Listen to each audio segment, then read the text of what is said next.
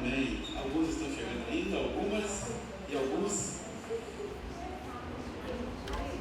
Se houver um varão no meio de 999 mulheres, somos obrigados a falar, vocês usar o artigo do masculino. É injustiça? Não, né? Tudo bem. Bom dia, queridos. Que a graça do Senhor Jesus alcance o seu coração. Aliás, já está no seu coração, não é? Amém. Quando o Verbo se fez carne e habitou entre nós, João escrevendo, ele disse: vimos a sua glória, glória como do unigênito do Pai. Mas ele acrescentou algo mais: cheio de graça e de verdade, não é? Deus te abençoe. Como é que você está? Está bem? Tudo bem? Coração em paz? Agora sim. Amém. Confiante no Senhor. Deus te abençoe. Essa graça está no nosso coração, na verdade. Vimos naquela evolução, desde o Jardim do Éden, quando o homem perdeu a graça, não é? Perdeu a presença de Deus por causa do pecado. E no domingo passado nós vimos a evolução, não é? Como que Deus foi se reaproximando, não é? Deus foi chegando perto de novo.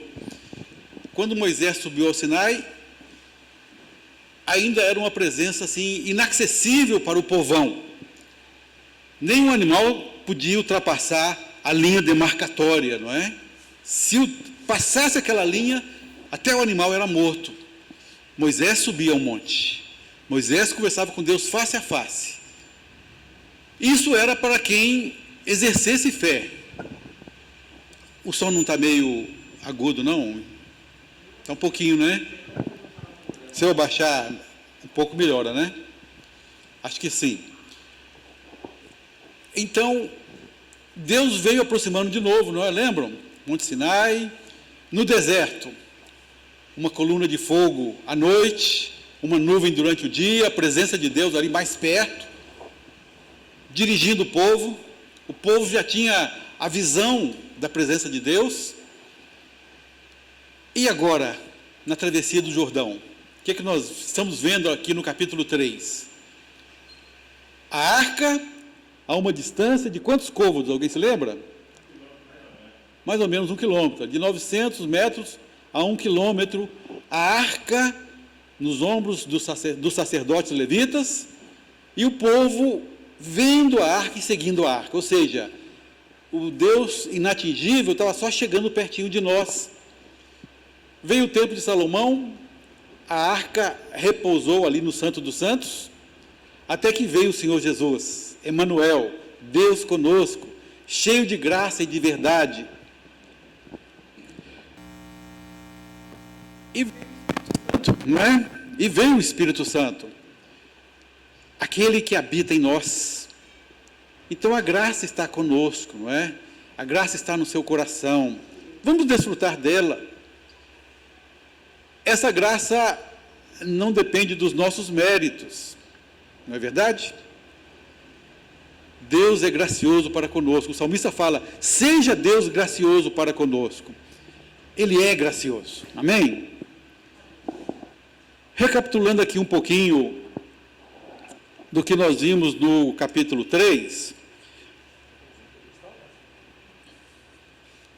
acho que não precisa não, de vez em quando eu ando um pouquinho aí, não é?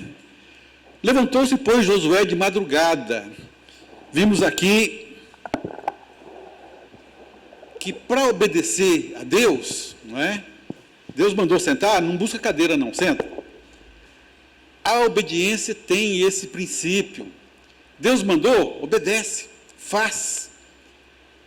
E quantas vezes nós encontramos esse versículo aqui no livro de Josué? Alguém se lembra? Quantas? 4, não é verdade? 4 vezes. Josué dava-se pressa. Enquanto o salmista falou: Senhor, dá-te pressa em me acudir, o salmista reclamava de Deus: Ô Senhor, dá-te pressa em me acudir. Deus falava a Josué, e Josué dava-se pressa em obedecer. Levantava de madrugada: vamos resolver as coisas logo, não é? Josué, faz isso. Então Josué de madrugada se levantava, queridos, e fazia aquilo que Deus mandou. Se nós tivéssemos essa disposição de obedecer a Deus dessa maneira, não é verdade? Então nós vimos esse ponto de uma maneira muito clara. 4 vezes isso aconteceu no livro de Josué. Sucedeu ao fim de 3 dias que os oficiais passaram pelo meio do arraial e ordenaram ao povo, dizendo... Josué contava com delegados, vamos dizer assim, né? Ele não fazia tudo sozinho. Então ele deve ter escolhido pelo menos ali um cabeça de cada tribo, assim como como Moisés tinha feito no deserto, enviando 12 espias. Josué escolheu os seus oficiais, não para enviá-los como espias. Como espias ele enviou apenas 2, não é verdade? Capítulo 2. Mas aqui os oficiais passavam pelo meio do arraial, ou seja, o WhatsApp do Josué eram os oficiais que iam levando a mensagem. Olha, quando virdes a Arca da Aliança, a mensagem era passada dessa maneira. Não tínhamos hoje a facilidade, né? Eles não tinham naquela época a facilidade que temos hoje de enviar mensagens. Então, os oficiais eram as pessoas de confiança de Josué, para passar a mensagem daquela maneira correta. Ao fim de 3 dias, vocês se lembram? 3 dias em que o povo caminhou de Sitim até a beirada do Rio Jordão. À medida que se aproximavam o barulhão das águas, águas turbulentas. Quantos sabem quantos metros o Jordão desce do Mar Morto do Mar da Galileia até o Mar Morto? Que descida é essa? Alguém já teve a curiosidade de pesquisar?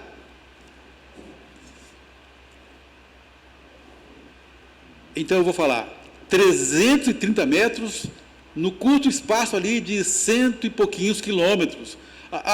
O comprimento total do Rio Jordão é 190 quilômetros. Olha só, daqui a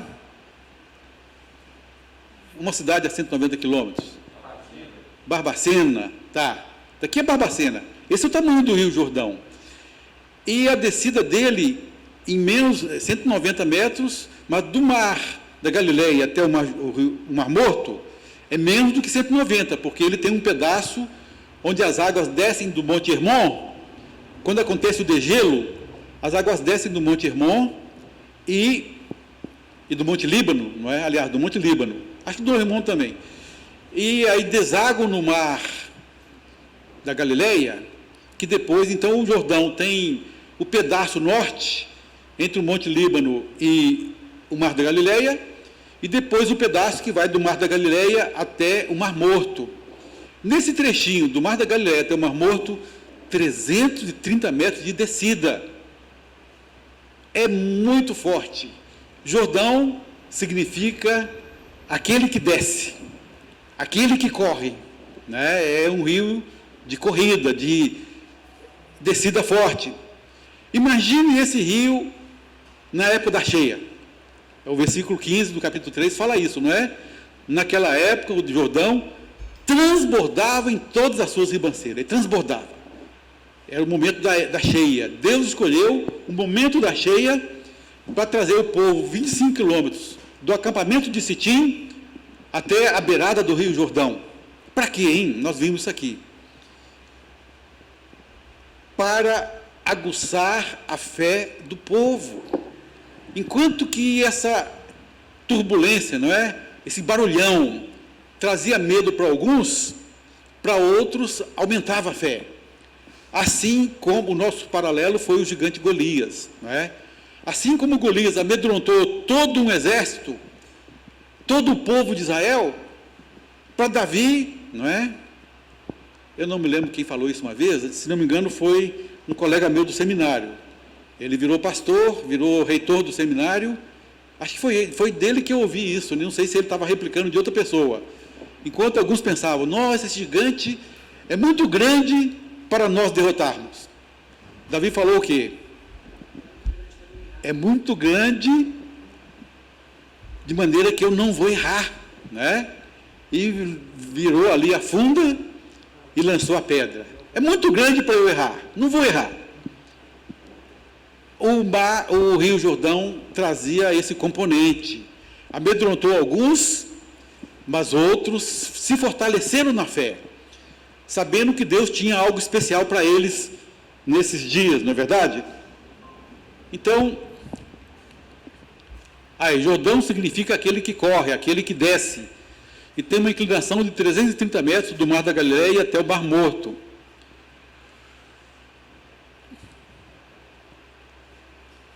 Olha o que Deus estava preparando.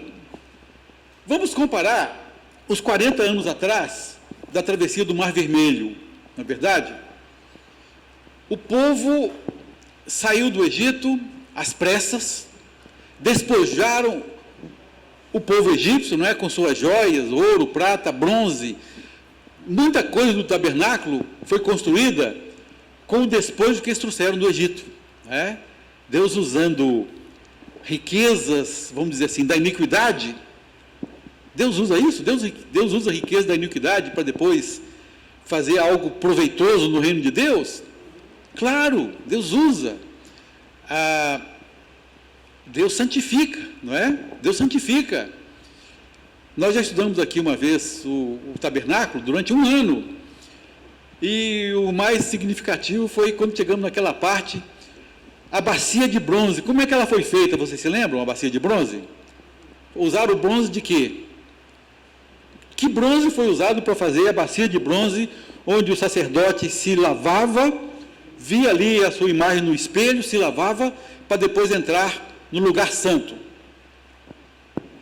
Que bronze eles usaram? O espelho das mulheres que serviam no tabernáculo. O bronze foi acabando, por fim eles tiveram que ver, mulheres, o que vocês têm aí? Esse espelho, não posso, esse espelho é meu. Né? E as mulheres doaram os seus espelhos para fazer o espelho maior, não é? Onde o sacerdote se lavava. Ele tinha que se purificar. Ali o sacerdote tinha que se enxergar, era um espelhão, para ele poder entrar no lugar santo. Não podia entrar impuro no lugar santo. Então, assim, há coisas, há filigranas, né? Há preciosidade no estudo do tabernáculo. Quem sabe nós vamos fazer isso no momento oportuno. Mas então eles despojaram os egípcios. Chegaram defronte do Mar Vermelho. Não tinha passagem. Muro, né, era tipo um canyon. Então, montanha de um lado, montanha do outro, e atrás o exército de Faraó. Né? Bom, esse foi uma primeira medida de fé. E agora? Será que essa medida de fé é de agora? Né? Ao cacófaro aí, né? Essa medida de fé, defronte do Rio Jordão, era uma exigência maior do que aquela do Mar Vermelho? O que vocês acham? O Rio Jordão transbordando em todas as suas ribanceiras. Exigia uma medida de fé maior do que essa do Mar Vermelho? Sim ou não? Não? Mesma coisa? Jameson acha que é a mesma coisa. Não. Quem acha que sim? Ninguém? Exigia mais que ela. Agora no Rio Jordão? Por quê? Porque primeiro eles vieram debaixo da promessa que o Senhor ia dar uma terra. Herdar uma terra. Eles abriram de 1000 inimigos lá, aqueles 7, 8 povos lá. Sim, 7 povos. Então, assim, aqui eles estavam sendo perseguidos, tinha que fugir mesmo. Tinha que ir. Aqui tinha que ir para frente. Lá era fé mesmo, que o rio ia Se abrir. e eles iam conquistar aquilo que havia sido prometido. É acreditar, né? É algo para a gente pensar, não é? Sim. O atravessar é a mesma coisa. Mesma coisa. Tá. O atravessar é a mesma coisa. Nesse sentido que eu estou falando. Tá. A fé era mesmo porque eles iam atravessar. Então, Tá. tinham fé que ia atravessar. Agora, Tá se certo. mais inimigo, aí é outra coisa. Ok. Eu acho que exigiu uma medida de... Eles já sabiam que tinha aberto antes. Então, talvez uma medida de fé menor. Menor? Tá. Olha só como que a gente acontece, né? Caminhando, né? É verdade. Eu coloquei uma medida de fé maior, por minha conta e risco. tá? Invadir Canaã, atravessando a enchente do Rio Jordão, sem possibilidade de retroceder, não tinha mais chance de voltar, estava queimando os navios. Aqui nós vamos atravessar essa ponte e destruir a ponte. E lutar contra exércitos aparelhados, cidades fortificadas e gigantes poderosos, exigia fé suprema no Deus vivo. Versículo 10, né? O Deus vivo, a expressão usada por Josué. Na verdade, quando Davi foi enfrentar o Golias, isso foi bem lembrado pelo Zelo ali, né? Davi foi enfrentar o Golias, o que ele fala para Saul?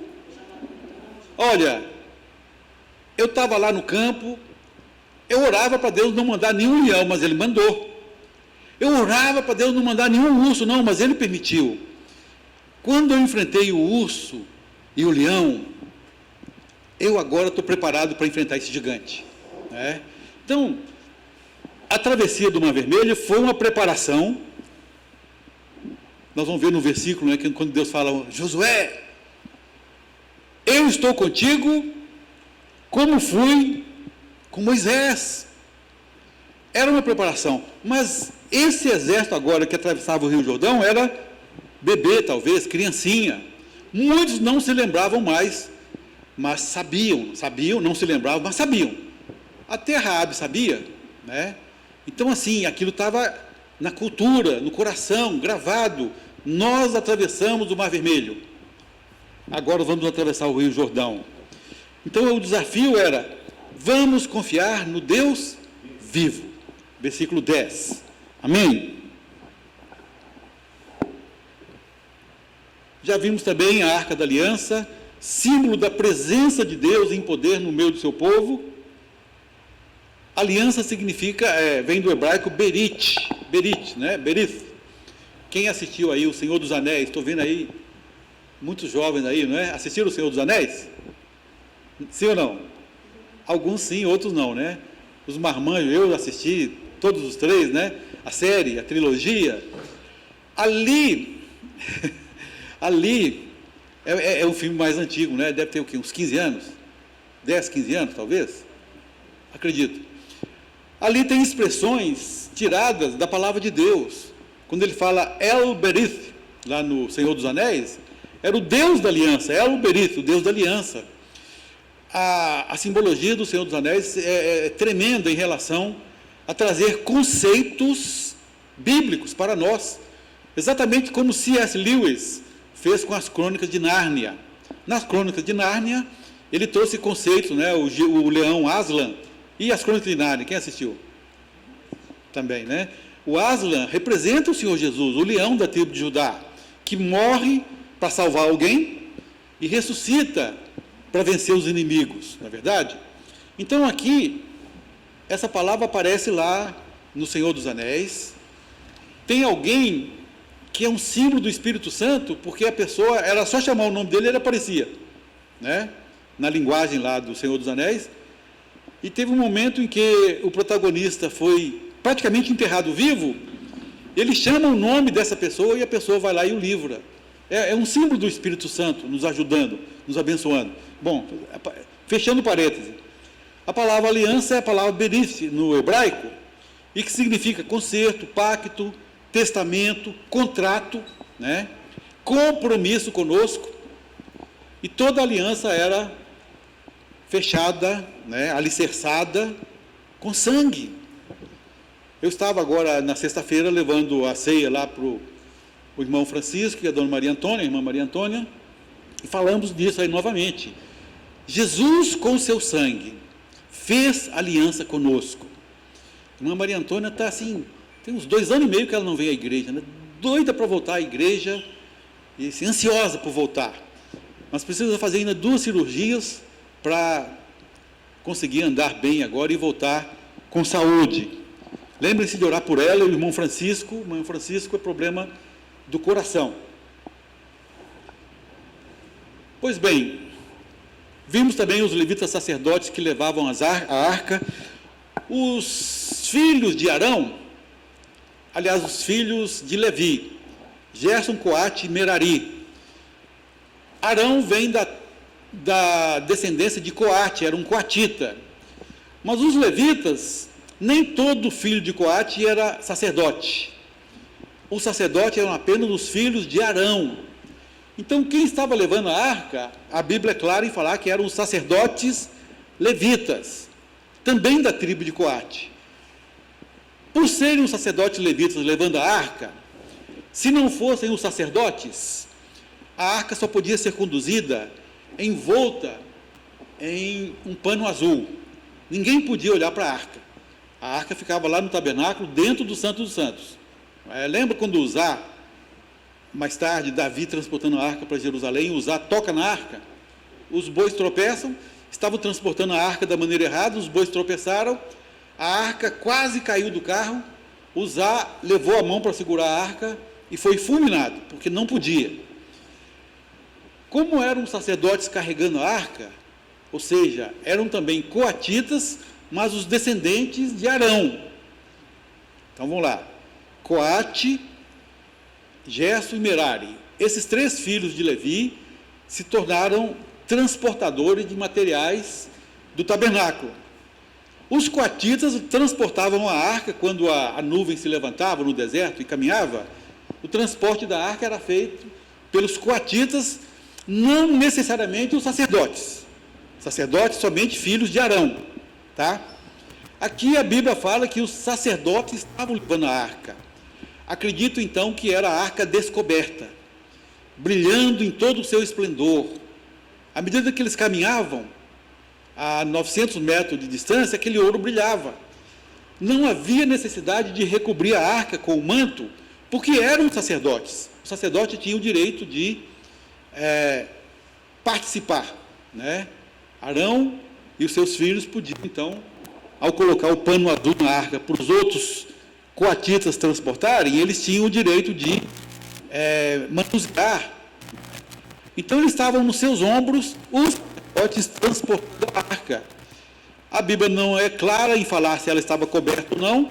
Eu acredito que ela estava descoberta para trazer o esplendor da arca de Deus no coração do povo, não é? Por isso havia uma recomendação de que eles ficassem a 900 metros de distância, para enxergar o caminho, um povo grande, enxergar o caminho que eles deviam andar. A Bíblia fala que por esse caminho eles nunca haviam passado antes, então acompanhavam a arca a 900 metros de distância.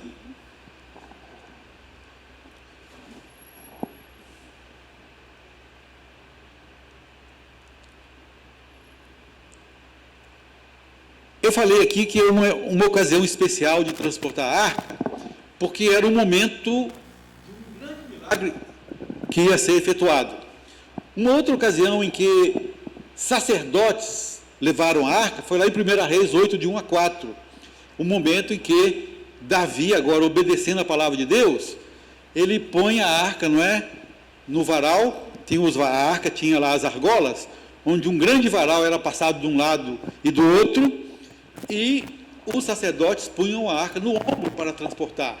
Quem estava do lado de cá, no ombro direito. Quem estava do outro lado da arca, no ombro esquerdo. E a arca era transportada nos ombros dos sacerdotes.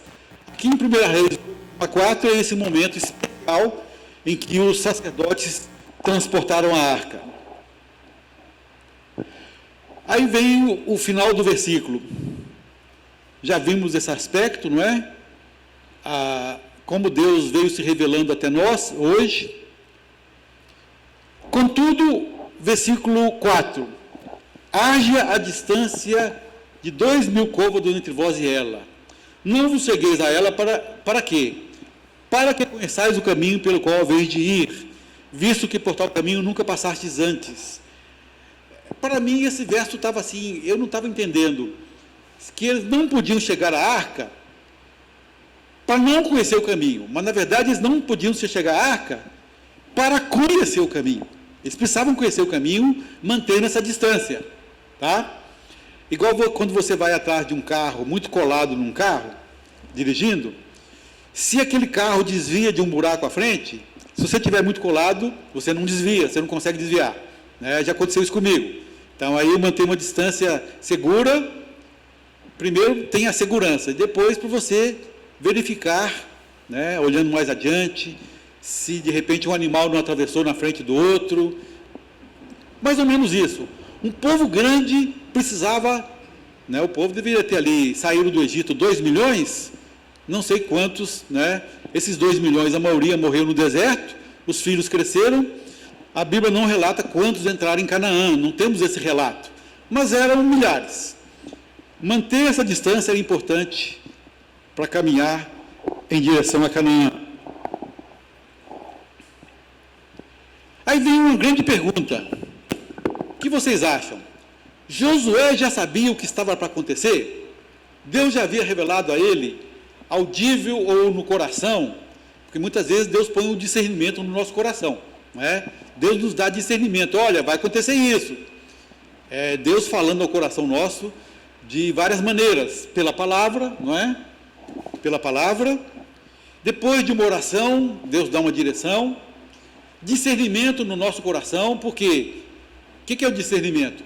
Aquilo que Paulo fala em Coríntios. Nós temos a mente de Cristo.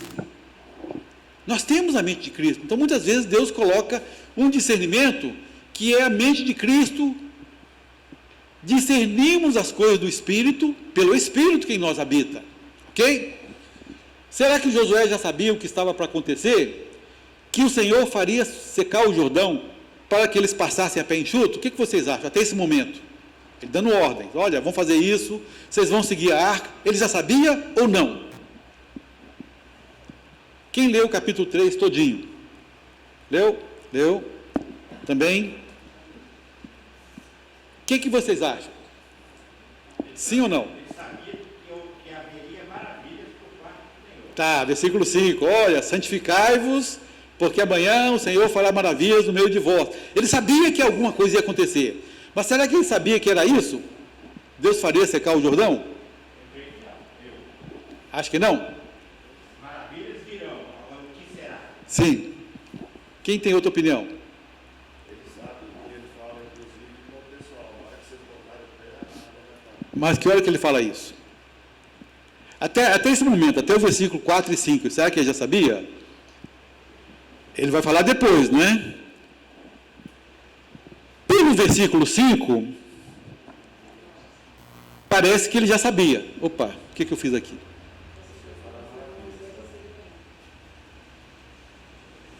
Como ele voltou tanto assim? Voltou muito.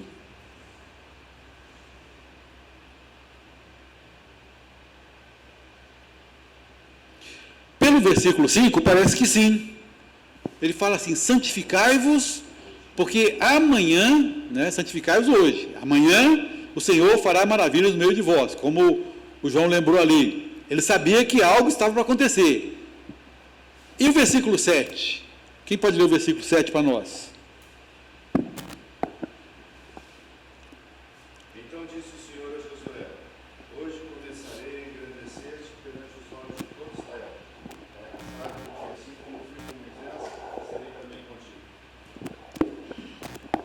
Josué, hoje começarei a engrandecer-te perante os olhos de todos, para que eles saibam que como fui com Moisés, assim eu serei contigo. Aqui parece que não. Que parece que Deus estava mostrando a ele agora. A ideia é essa, Deus estava mostrando, como o João levantou ali, né?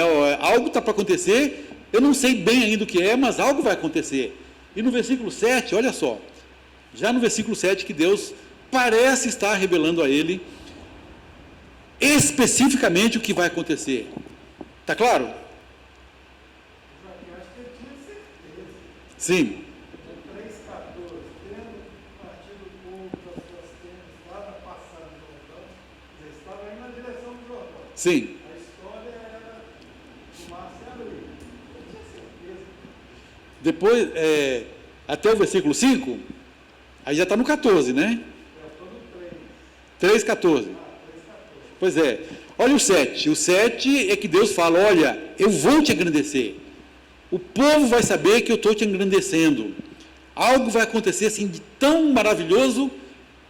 Queridos, eu estou só levantando isso aqui para trazer, na verdade, o que eu quero trazer mesmo é a lição que muitas vezes Deus nos conduz com luz baixa, 10 metros.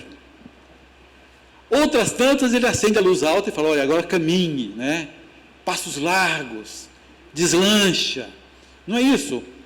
Se ele sabia ou não, ele sabia que algo ia acontecer, se ele já sabia ou não, eu acho que não importa tanto. O que vocês acham? Se ele sabia definitivamente, especificamente o que estava para acontecer, até o versículo 7, acho que não importa tanto. Joaquim, mas não fala. Vieram até o Jordão, Sim, pousaram ali. isso. O que eles estavam fazendo no Jordão, senão É para atravessar. Mas será que ele já sabia que ia ser a pé enxuto? A ideia é essa. Tinha os vales do Jordão. Lembra quando os 2 varões foram à casa de Raabe? Eles foram procurar, os servos do rei foram procurar nos vales do Jordão. Mesmo um rio caudaloso como esse, tinha alguns vales onde dava passagem. É verdade que onde eles estavam não tinha passagem. Os vales do Jordão eram mais embaixo, não é? Então, assim, mas a grande verdade, se ele já sabia, tudo bem, não tem problema.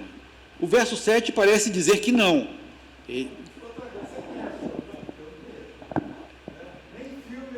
Sim.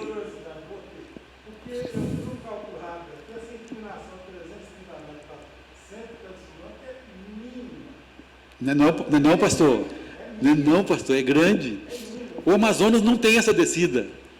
O Rio Amazonas não tem essa descida. Qualquer isso, isso é 10 vezes menos que uma rede segura. Se você fizer isso, agora Sei. então, assim, eu acho que eu não conheço, eu agora estou curioso. Mas não é 190, é bem menos. 190 é o comprimento dele todo. Né? Tá. Sei, tudo bem. Mas o nome dele é aquele que desce, aquele que corre. Ele corre, né? Sim. O que acontece? Se ele já sabe, eu não estou dizendo que ele sabia ou não. Está vendo? Parece. Está vendo? O verso 7, parece que não. Deus estava falando com ele, vou te engrandecer. O povo vai ver, pode ser que aqui Deus tenha revelado completamente. A ideia que o João levantou é plausível. Ele sabia que algo ia acontecer, confiava em Deus, mandou o povo marchar, porque lá no Mar Vermelho, Moisés sabia? Lembram? Mar Vermelho, Moisés sabia? Não, Moisés não sabia. Moisés, diz aos filhos de Israel que marchem, Moisés. E tu, levanta a tua vara. Foi na hora. Foi instantâneo. Deus deu a ordem a Moisés instantaneamente. Levanta a tua vara e o mar vai se abrir. Moisés não sabia. Deus guiou o povo até ali, o povo estava já murmurando, mas nós vamos morrer aqui, né? Foi instantâneo. O que eu quero mostrar é que Deus pode revelar antecipadamente e pode revelar na hora. Deus pode agir assim. Luz baixa ou luz alta, conforme Ele quiser. Tá certo? A ideia é essa. Então, já houve momentos em que eu obedeci a Deus, já tendo uma visão do todo mais completa, e já houve momentos em que precisamos obedecer a Deus sem ter a visão do todo. A ideia é que obediência a Deus tem visão do todo ou não, obedeça. Filho do homem, esses ossos podem reviver? O profeta não tinha visão do todo. Senhor, tu sabes. Senhor, eu não sei. Tu sabes. Ezequiel, né? Ordena. Aí o profeta obedeceu, né? Profetiza. Vem dos 4 ventos, ó Espírito, sopra sobre esses ossos para que vivam. Não é? Um exército sobremodo numeroso. Outro dia o pastor Zezinho pregou aqui, né? Não era um cemitério. Era o que tinha sido aquilo? Não era um cemitério, não. Tinha sido um campo de batalha. E muitas vezes na antiguidade eles não sepultavam os feridos, os mortos, para mostrar a vergonha do exército derrotado. Era vergonhoso. Um vale de ossos secos, um exército derrotado, voltaram a viver e se tornaram um exército sobremodo numeroso, diz a palavra de Deus, um exército, não é? O que tinha sido antes, voltou a ser um exército. Tudo bem, meu irmão? Então, aqui eu fui muito cuidadoso, tá? Em colocar a palavra parece. É possível que ele soubesse sim, pastor, é possível, não estou tirando a razão não. Mas os versos 5 parece que sim, o verso 7 parece que não. Só que o mais importante é a nossa obediência, não depende do quanto nós sabemos. Tá? A nossa fé se baseia em fatos, mas o que Deus manda fazer, eu posso caminhar à luz do que eu sei, pequenininho, ou posso caminhar à luz grande do que eu já recebi. E Josué agia dessa forma.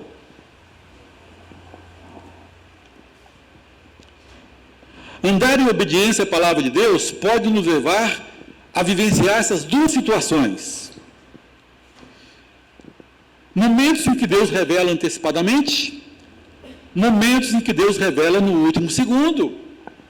Moisés diante do Mar Vermelho, né? Deus falou na hora: dize aos filhos de Israel que marchem, e tu, quanto a você, levanta agora o seu bordão, o mar vai se abrir. Moisés não sabia, ninguém sabia, Deus ainda não havia revelado. Lembra quando a mulher sunamita chegou diante do profeta Eliseu e abraçou os pés do profeta?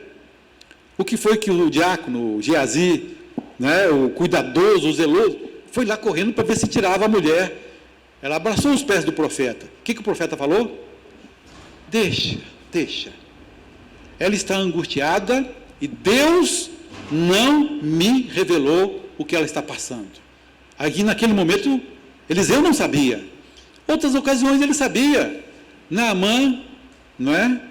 Ele recusou a oferta generosa de Naamã, recusou dinheiro, vestes festivais. Aí o Geazi vai atrás do Naamã e pega coisas. Quando ele chega, de onde vem Geazi? Ah, eu fui ali, eu estava por aqui mesmo. Ah, por acaso meu espírito não te acompanhou quando você foi lá despojar Naamã, sendo que eu já havia mandado ele embora. Deus não precisa, né? Nós não precisamos do presente dele, não precisamos. Então, assim, há momentos em que Deus revela antecipadamente, há momentos em que Deus revela no último segundo. Amém? Em ambas as ocasiões, andar em obediência à palavra de Deus é fundamental para nós. Tá certo? Ok?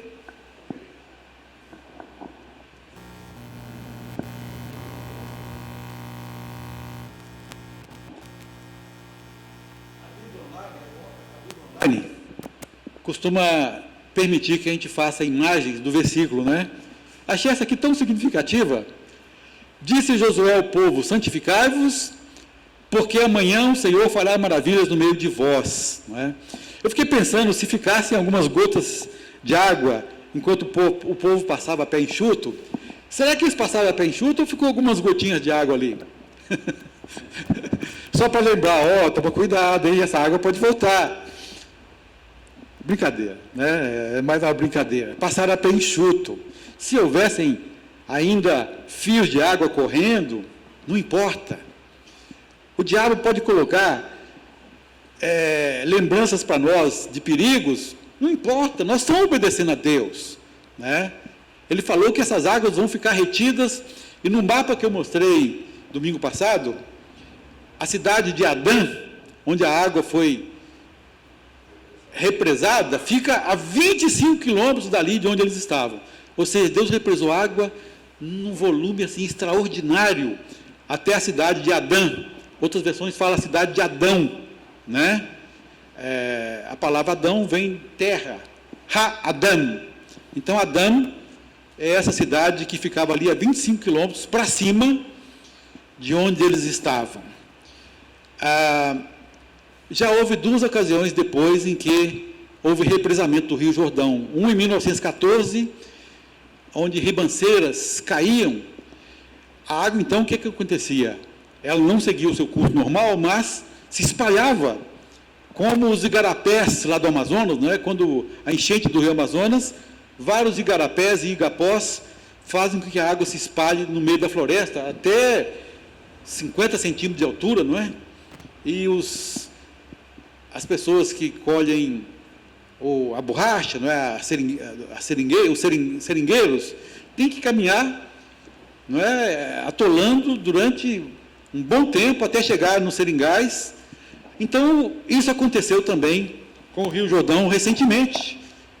No século passado já houve um represamento do Jordão também. Deus usa meios naturais para operar os seus milagres, sim ou não? Alguém já disse que se você orar 1 minuto antes do terremoto e falar, monte, lança-te ao mar, ele vai se lançar ao mar, né? Mas você tem que ter a fé de orar 1 minuto antes do terremoto acontecer. Deus usa meios naturais, como Deus usa meios sobrenaturais.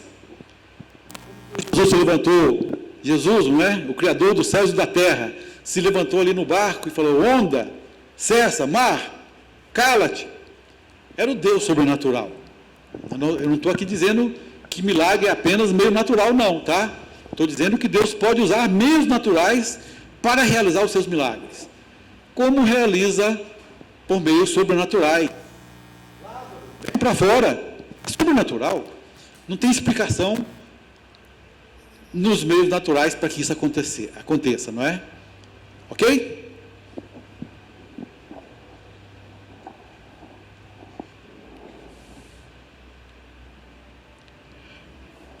Santificação é condição para que Deus opere maravilhas?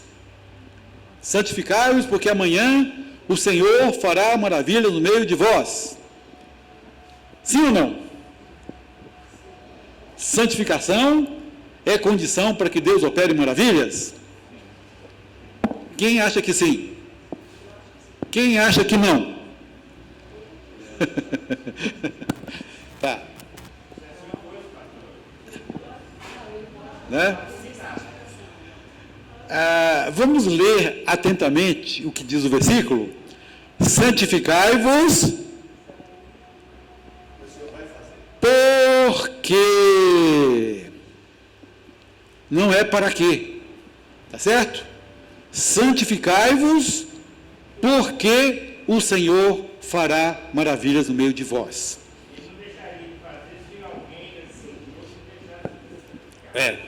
E é o que acontece hoje, não é, no nosso meio. Acontece também conosco. Então, será que teve gente ali que não se santificou? Possível, né? Possivelmente sim. Pois não, Cândida? Sim. Sim. Não é? Aqui, não é condição para que Deus opere maravilhas. Não.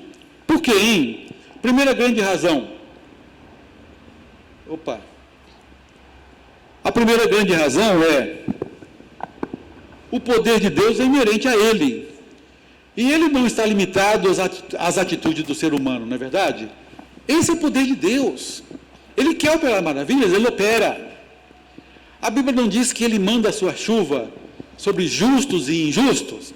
Ou seja, a graça comum de Deus, né? Há uma graça comum a todos. Deus está abençoando. Eu vi alguém falando que, acho que foi o C.S. Lewis, é um livro que o pastor Ari me presenteou, foi esse ano ou ano passado, pastor, nem me lembro mais. Onde ele fala o seguinte: quem não quer ver Deus, não vê. Quem quer ver Deus, vai vê-lo na natureza, vai vê-lo no corpo humano, vai vê-lo nas estrelas. Ok? Deus já tem operado maravilhas, continua operando, vai continuar operando, fará novos céus e nova terra. O poder de Deus é inerente a Ele. As maravilhas de Deus continuarão sendo mostradas. Outro dia, no programa Vejam Só, da HIT TV, um servo de Deus mostrando, como que Deus colocou as digitais dele na natureza. Grande parte da natureza vem em 3, assim como Deus é triuno, não é? Pai, Filho e Espírito Santo. Então o tabernáculo tinha 3 partes. O átomo é nêutron, próton, nêutron e elétron. E ele vem enumerando umas 20 coisas na natureza que é tudo em 3, tudo. A tal ponto que a gente fica assim, maravilhado de ver como que Deus colocou de fato as suas digitais. Salmo 19, não é verdade? Os céus proclamam a glória de Deus, O sol, não é, proclama a glória de Deus, tudo proclama a glória de Deus, tudo, a natureza toda. E Romanos 1 fala que os homens são indesculpáveis, porque os atributos de Deus, a sua natureza, o seu caráter, são revelados através da criação. Então a criação, olha só, agora vem uma diferença, não é verdade? Quem quer enxergar, enxerga. Quem não quer enxergar, não enxerga. É aqui que entra a santificação. Ela não é condição para que Deus opere maravilhas, mas ela é condição para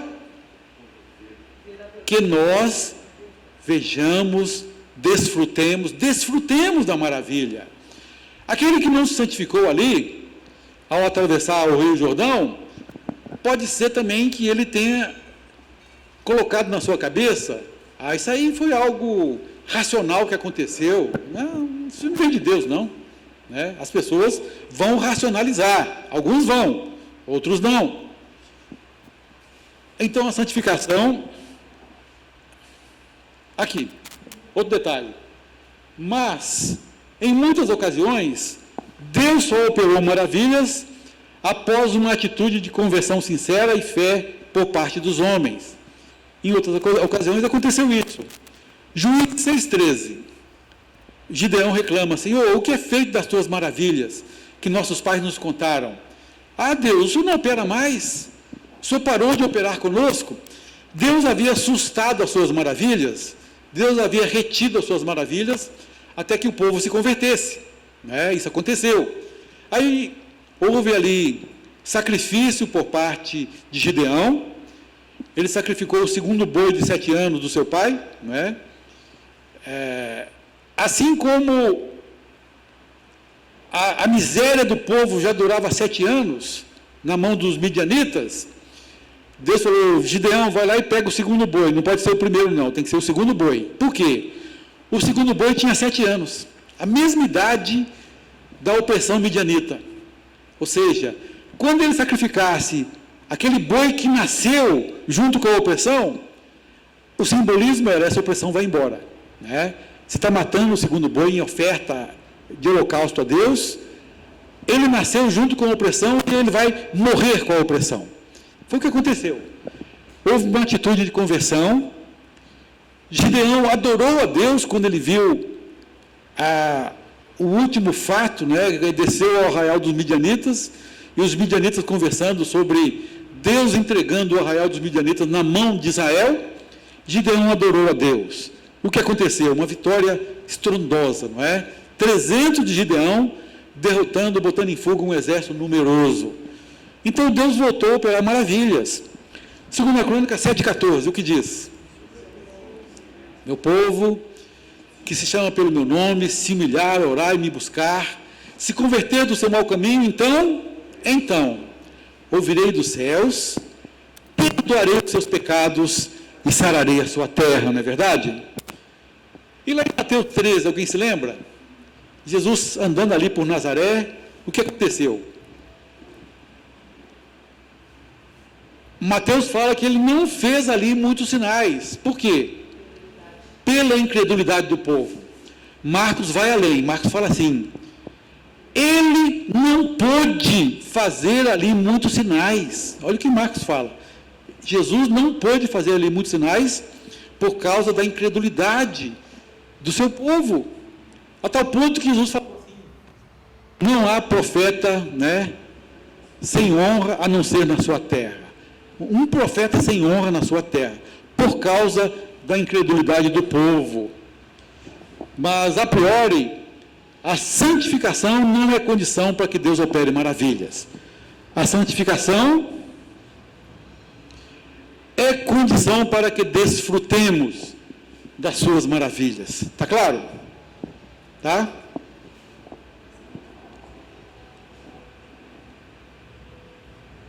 Ao verso 7, não é? Disso. É o café. Talvez eu tenha que colocar na... Então disse o Senhor a Josué: hoje começarei a engrandecer-te perante os olhos de todo Israel, para que saibam que como fui com Moisés, assim serei contigo. É esse que dá a entender, talvez, que Josué desconfiava do que ia acontecer, mas não tinha noção exata do total, da totalidade. Aí eu escolhi essa gravura, não é? Eles não tinham uma estrada pavimentada como essa, não. Mas eu acredito que a visão deles, de 1 quilômetro, era mais ou menos essa aí, tá certo? Acompanhando a arca, 1 quilômetro, aqui dá uma visão boa do que, como é que poderia ter sido essa caminhada até chegar às margens do Jordão. Hoje começarei a engrandecer-te perante os olhos de todo o povo Israel. Uma pergunta: o líder precisa ser engrandecido? Deus está falando, Josué, hoje começarei a engrandecer-te. Era um começo. Outras maravilhas virão, onde Deus estaria cada vez mais, não é, engrandecendo o seu líder. O líder precisa ser engrandecido? Nós não falamos que acabou a divisão clero e leigos, não precisamos de um papa, não é verdade? A igreja evangélica precisa de um papa? Precisa de um líder? Sim ou não? Se não existe mais divisão entre clero e leigos, todos nós somos sacerdotes, todos, sem exceção, será que o líder precisa ser engrandecido? O que vocês acham? Sim? Por quê? Eu acho que nós estamos debaixo de uma criança de Deus totalmente. Ok? Agradecido no sentido de reconhecimento. Reconhecimento, outra palavrinha-chave, não é? Tem uma outra. Como? Submissão, autoridade, tá? Para servir de testemunho, olha só, então, reconhecimento, submissão, autoridade, honra, tem mais? Então, essa pergunta já está aí respondido, não é? Para que tenha e para evitar rebeliões e motins, não é verdade? Queridos, quando Cristóvão Colombo saía lá de Gênova, né? E Pedro Álvares Cabral saía lá de Portugal, Trás-os-Montes, não sei, ele saiu do Porto, né? não do Trás-os-Montes, para vir até o Brasil, eles costumavam embebedar os marinheiros. Os marinheiros viviam assim bêbados, para evitar as rebeliões, para evitar os motins. Uma travessia longa, né? Demorada, o marinheiro começava a ficar inquieto, então eles eram embebedados. E eu queria fazer aqui um desafio para vocês, comparar Josué com Moisés. Deixa eu voltar aqui um pouquinho. Deus prometeu, para que saibam que como fui com Moisés, assim serei contigo. Se Deus queria engrandecer Josué, para evitar rebeliões, motins, que ele liderasse com autoridade, com reconhecimento, com honra, será que Josué deve ter lembrado, Moisés, a quem eu servi, né, eu fui disciplinado, eu fui doutrinado, discipulado, aliás, não disciplinado, fui discipulado, não é? Uma vez Moisés disciplinou Josué, quando Josué, enciumado, falou: Senhor, dos 12 que o Senhor chamou, 2 ficaram no arraial, não vieram aqui para a tenda, não vieram aqui para o tabernáculo, estão profetizando no arraial. Aí Moisés disciplinou Josué: tens tu ciúme por mim? Deixa eles profetizar. Quem dera que toda a congregação de Deus profetizasse, não é? Moisés já tinha um vislumbre do que seria a igreja, que toda a congregação profetize, deixa eles, não importa o lugar. O Espírito Santo de Deus veio sobre eles lá no arraial, deixa profetizar lá. Né? Há um registro de uma única vez em que Moisés disciplinou, vamos dizer assim, né? Josué. Josué deve ter lembrado assim, Deus vai ser comigo como foi com Moisés. Deve ter passado pela cabeça dele quantos motins Moisés teve que administrar. Vocês se lembram? Motins e rebeliões? Quanto? 3 ou 4? Vamos lembrar? A construção de Gênesis bezerro de ouro, né? Olha só, o líder subiu e o povo já estava assim, ó, esse Moisés que nos tirou do Egito, não sabemos dele mais não. Foram lá Arão ainda muito fraco, não vou dizer covarde, ainda fraco na fé, né? Faz aqui um bezerro de ouro, né? Faz aqui algo, um ídolo que nos mostra um Deus que aqui nós vamos andar dizendo, esse Deus nos tirou do Egito. Fizeram um bezerro de ouro, né? Arão chegou a falar, Moisés, joguei no fogo, saiu esse bezerro, né? Como se o bezerro saísse automaticamente, não fosse ali moldado. Então, essa foi a primeira. O que mais? Murmuração. Corá, né? Outra tradução fala Coré, Datã e Abirão. Corá, Datã e Abirão. O que mais? Falta de carne, né? Queremos carne. Alguém bem próximo de Moisés. Sedição de Miriam, né? Miriam atrasou o arraial 30 dias, porque ela ficou leprosa. Então a caminhada foi atrasada em 30 dias até que Miriam se recuperasse e fosse liberta da sua lepra. Então olha só, bezerro de ouro, Coré, Datã e Abirã, Miriam, tem mais uma.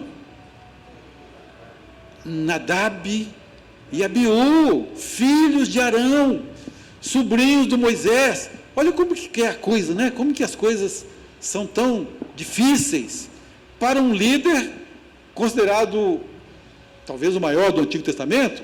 Tem Davi, não sei. O maior legislador do Antigo Testamento enfrentou sedições. Será que Moisés tinha autoridade? Tinha. Ele tinha autoridade, sim. Qual a diferença, então, de Moisés para Josué, sendo que a Bíblia não registra nenhum motim contra Josué? Interessante, não é? Não há registro na Bíblia, pelo menos eu não achei. Quem lê Josué todo vai achar aí, talvez. Eu não achei uma sedição, nenhum motim contra a palavra de Josué. O povo entendeu a autoridade do servo de Deus, o povo honrou, o povo caminhou em submissão, teve o pecado de Acã, mas não era uma rebelião, né? Contaminou o povo? Contaminou. O pecado de Acã contaminou o povo, mas não era uma rebelião. Qual a diferença, então? Moisés tinha autoridade ou não tinha? Tinha, sim. A diferença era.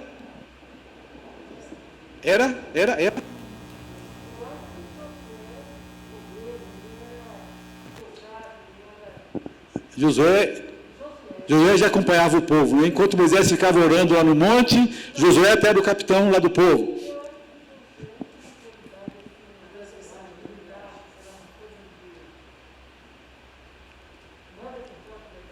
Pera, eu não estou entendendo. Faz favor, tira a máscara um pouquinho só.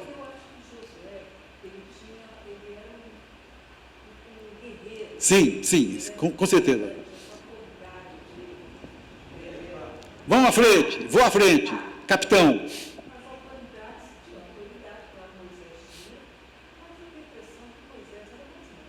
Mais manso, sim.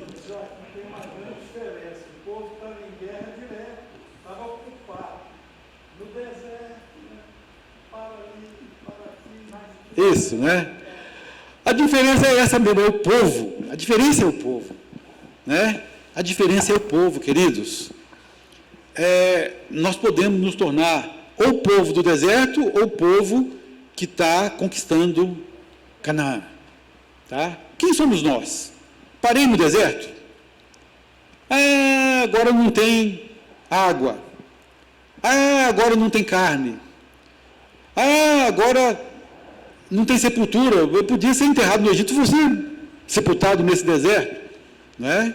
E o povo que está atravessando o Jordão para entrar em Canaã, sabe que tem gigantes, sabe que tem cidades fortificadas, sabe tudo do inimigo. Esse agora é um povo mais confiante, é ou não é? É um povo já mais calejado. Nasceu no deserto, né? Alguns deles nasceram no deserto, outros eram crianças que Deus fala assim: Moisés, as suas crianças que vocês acham que vão morrer aqui no deserto, é elas que vão entrar. Elas vão entrar em Canaã, Números 14. Mas esse povo vai morrer e ser sepultado, não é? Ou seja, o velho homem foi sepultado no deserto. Agora quem entra é o novo homem. É o novo homem entrando em Canaã. O batismo do Mar Vermelho foi o batismo do novo nascimento. O batismo do Rio Jordão é o batismo do Espírito Santo. É a plenitude do Espírito Santo. Eu sei que eu vou batalhar gigantes, mas eu tenho poder, o poder que Deus me dá. Eu acredito que a diferença está no povo. Quais fatores, para a gente terminar, quais fatores podem levar o líder a se tornar grande, hein? Quais são os fatores que levam o líder a se tornar grande e desfrutar de autoridade diante da comunidade? Dependência de Deus, fé, exemplo, vida íntegra, não é? Conduta, o que mais? Como? Firmeza, né? Firmeza, sim, ele tem que passar essa confiança. O que mais? Liderança instituída por Deus, a fundamental, né? A fundamental. Tem uma outra ainda. Dedicação. Tem mais uma. Quando os discípulos estavam digladiando entre si, não é? Coragem, ser forte e corajoso, não é? Deus falou, ser corajoso e forte. É o servo. Alguém de vós quer ser grande? Jesus não proibiu a busca pela grandeza, não. Ele não proibiu, não. Os discípulos haviam acabado de tomar ceia, Jesus falando que ele ia morrer, né, dar a sua vida em favor de nós. O discípulo, Jesus havia acabado de dar a lição de humildade, da toalha, lavar os pés aos discípulos, e os discípulos digladiando entre si: não, eu sou maior, eu sou maior, eu sou maior. Aí Jesus vem e fala: quer ser grande? Pode ser. Você pode ser grande. Jesus não proibiu a ambição de ser grande. Mas o que ele acrescentou? Sirva. Sirva. Quer ser grande? Você vai ser grande, sim. Sirva. Eu servi vocês. O Filho do Homem não veio para ser servido. Veio para servir. Quer ser grande, querido? Sirva. O líder maior, né? Recebe a autoridade de Deus, demonstra firmeza, tem coragem, dedicação, vai à frente, sim. Hebreus fala: obedecei aos vossos guias, sede submisso aos vossos guias. O líder vai à frente, sim, mas o líder serve. Nós vimos sobre Josué, não é? No capítulo 1 ainda não era Josué servo do Senhor. No capítulo 1 não falava isso. Moisés servo do Senhor. Josué 24. Josué, servo do Senhor. Josué serviu, não é? O Senhor até o fim da vida. Porque o líder, por excelência, vai ser uma vida de sacrifício, esqueci a palavra, não é bem concessão não, mas de renúncia, tá? O líder tem que aprender isso, renúncia. Josué sacrificou, Moisés sacrificou uma vida, vamos dizer assim, mais pacata, em família. Josué sacrificou, o líder sacrifica em favor do rebanho. Temos que entender isso, né? E o nosso tempo acabou, mas são esses fatores, então, que a gente queria tirar aqui, Marcos 10, 43, tornar-se servo de todos, apegado à palavra fiel. Lá em Tito fala assim: o líder precisa ser apegado à palavra fiel para que tenha autoridade. E 1 Pedro 3, preparo intelectual e conduta íntegra para envergonhar os que falam mal de nós. Ele vai, pelo seu preparo intelectual e conduta íntegra, envergonhar os outros. Pois bem, eu quero deixar com vocês uma pergunta fácil para domingo, não domingo que vem não teremos, por causa das eleições, tá, gente? Tem horário especial para os idosos, então a coisa vai ser meio complicada. Então, por causa das eleições, não teremos o CFM. Esqueci. Quem pode pegar aqui e passar para nós?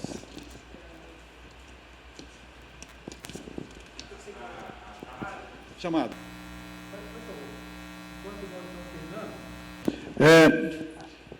No outro domingo, responda a seguinte pergunta.